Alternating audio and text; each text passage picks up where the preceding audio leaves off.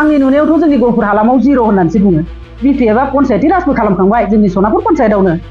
दिनै सनापुर पन्सायतआव पन्सायती राज खालामनायावबो बिथाङा जोंनि बे आसाम गभर्नमेन्टनि आसनिजोंसो दिनै जोंनि जा एसे रायजो राजाफोरखौ अनसुंथाइ होदों बेखौ जों नुदों नङा।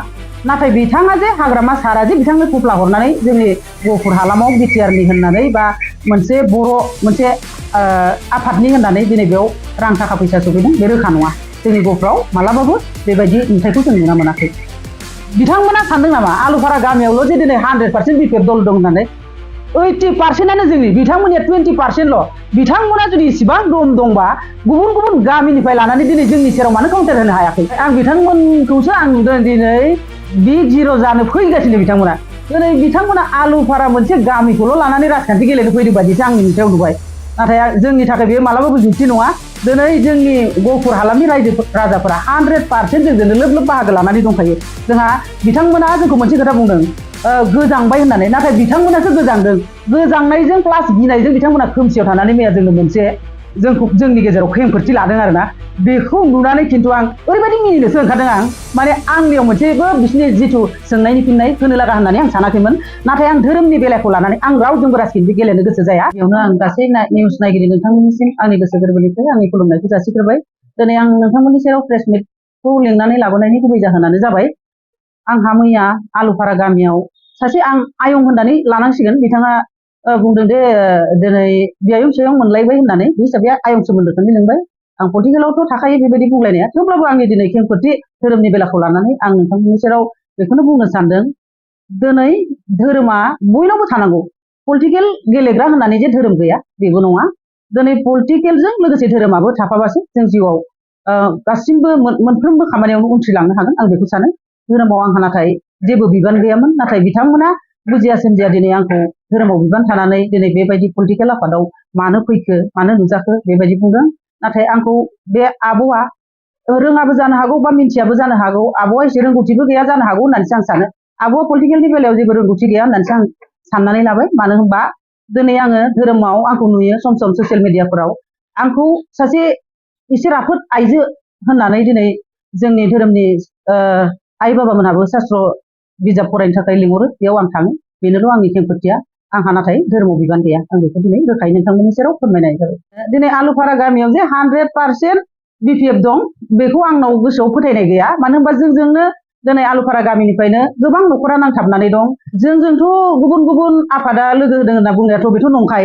जोंजों रावबो आफाद गैया। दिनै जों इउपिपिएलनि मोनसे दल एबा हानजा जानानै दिनै जोङो जोंनि हारिनि मोनसे थामोनथा एबा मोनथायखौ लानानै दिनै जोंनि जि लामाया जोंखौ मोजां लामाजों दैदेनलांनो लादों, दिनै जोङो मोनसे हारिनि थामोनथाखौ नायनानैसो जों प्रमद बर' सारखौ जोंनो नांगौ होननानै जों सारखौ दिनै आखाइ खबजबनानै बिथांनि सेराव जोंनि हारिनि थामोनथाखौ लानानैसो जों ओंखारदों। नाथाय सोरबा आफादखौ जे लानानै जों मोनसे पलिटिकेल गेलेदों बे मालाबाबो नङा। बे 100% नंखाय। बिथांमोना सानस'नो हायैयाव बुंदों जानो हागौ बे आयंमोना जेबो आंनि नुनायाव माखासे बिबुंथिगिरिफोराथ' लोंनानैसो खोथाखौ बुंदों, बेबायदि सिस्टेमखौबो आं नुनानै मोनदों आरो आंनि नुथायाव।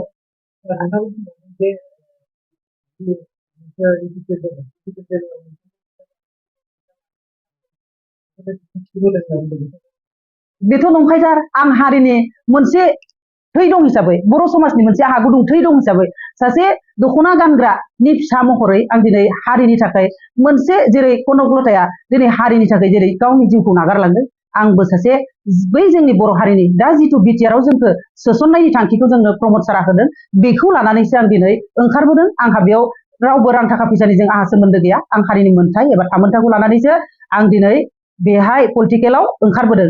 उननि बाथ्राया बेलेग। आं दा फैबाय थानाय इलेक्सनखौ आं जोंनि रायजो राजाखौबो खावलायो, दिनै जोङो दिनै प्रमद सारखौ आथिं हमनायनि सम फैदों। दिनै प्रमद सारा इयुनाव जोंखौ नायो नाया बे उननि खोथा। दिनै 5 बोसोराव जोंनि बै थामोनथाखौ लाफुंजोबनो थाखाय जोङो दिनै प्रमद सारखौ गले गले आथिंबाबो हमनांगोन, बा जोंनि गहपुर हालामनि रायजो राजाफोरखौ आं बेखौनो खावलायगोन प्रमद सारनि जानानै जों बयबो लोगो जानानै जोंनि बै जिखिनि गहपुरनि आद्रा थाबोनाय मोनथाय बेफोरखौ लाफुंजोबनो, आरो दिनै जोंहा बिसिडिसिनि गोनांथि, दिनै जोंहा सासे एमसिएलएनि गोनांथि, बेफोरखौ बै गोजौसिम सानहरनानै गोथौ नोजोरजों नायनानैसो आं दिनै इउपिपिएलआव बाहागो लादों। आं बेखौ रोखायै फोरमायो।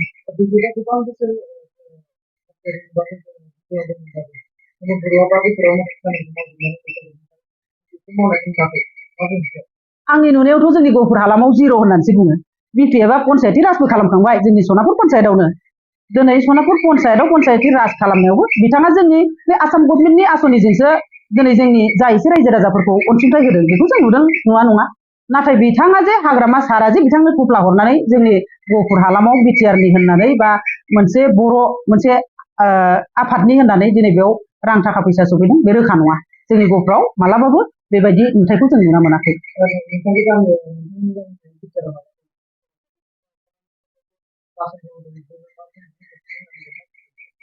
जाय बिथांमोना आंखौ बिटिआरआव हाबाखै होननानै बुंदों बिथांमोननि मेलेमाव जेबो गैया होननानैसो आं साननानै लायो दिनै थारैनो बिसोरो आंनि सिगाङाव सिनायथि होबाय